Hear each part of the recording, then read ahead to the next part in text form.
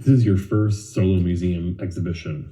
Can you explain what inspired the title, the purpose of your trip? Good question. Yeah, the title is lifted from my weekly commute. I drive to Montreal most weekends to see my partner and our two boys. Each time I cross the border, the guards ask, "What is the purpose of your trip?"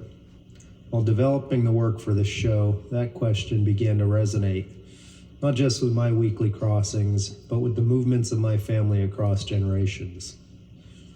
The pieces I created explore the spaces between places and identities during times of national upheaval. My grandparents, as Japanese Americans, spent their adolescence in internment camps during World War II. My parents came of age in racially charged South Jersey during the Civil Rights Movement. I grew up in bucolic Vermont and never experienced anything comparable until the US-Canada border closed during the pandemic.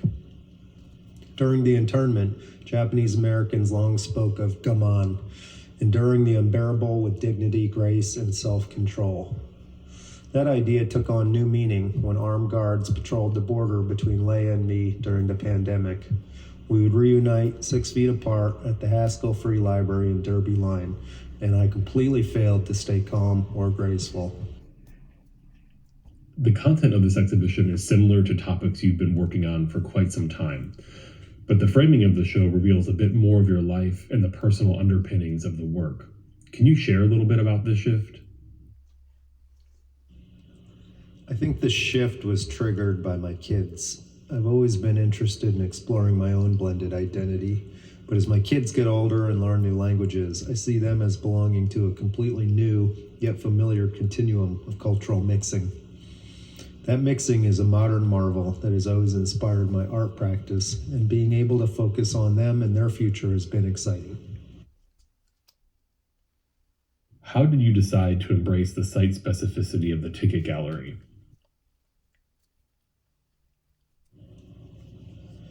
This was an early recommendation from you, DJ.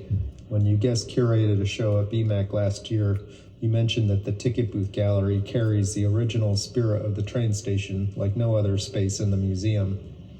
In that context, you said the gallery could really amplify the content of my work. That's how this project began. After spending so much time preparing, I've also come to appreciate the chance to work at a more human scale. The ticket booth is a compact gallery that encouraged me to shift my processes and materials. I usually create large, rugged public sculptures, but for this show, I've loved the opportunity to experiment with a more delicate set of materials. The 4 bronze drawer pulls are subtle and such a great intervention in the space. Can you share the story of these objects? The drawer pulls are contemporary reproductions of family artifacts. The set includes a pair of salon shears, a straight razor, a comb, and 2 30-06 bullets stacked butt to butt. The hairstyling tools belong to my grandmother and grandfather, who were both stylists. They came of age in the 40s and 50s, when Elvis and the rockabilly look defined youth culture. For them, hairstyling was more than a trade. It became a key part of their identity. This series serves as an homage to that joy and self-expression. The bullets, on the other hand, came from my uncle, who served in the Army Reserves during the Gulf War era. After my mother's family was interred during World War II, the lingering impulse to demonstrate loyalty to the U.S. led many relatives to embrace military service. Including the bullets, then, points to that generational response to war and the complex ways identity is shaped by history.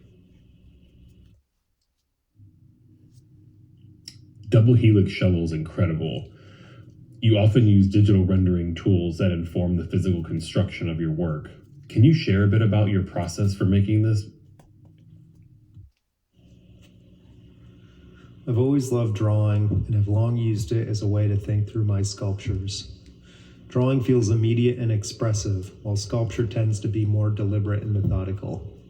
When I began incorporating computers into my process, practice seemed to fall perfectly between the two. It allowed me to both visualize ideas in my head and precisely plan the jigs and forms needed to construct each piece in real material. I often discover miscalculations or awkward gestures when I draw first, and digital rendering tools help me catch those issues before committing time and materials to fabrication.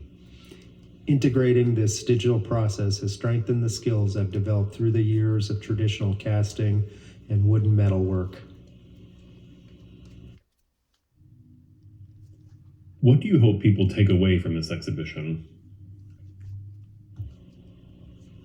This exhibition is me searching for a through line in my family's experience in the United States.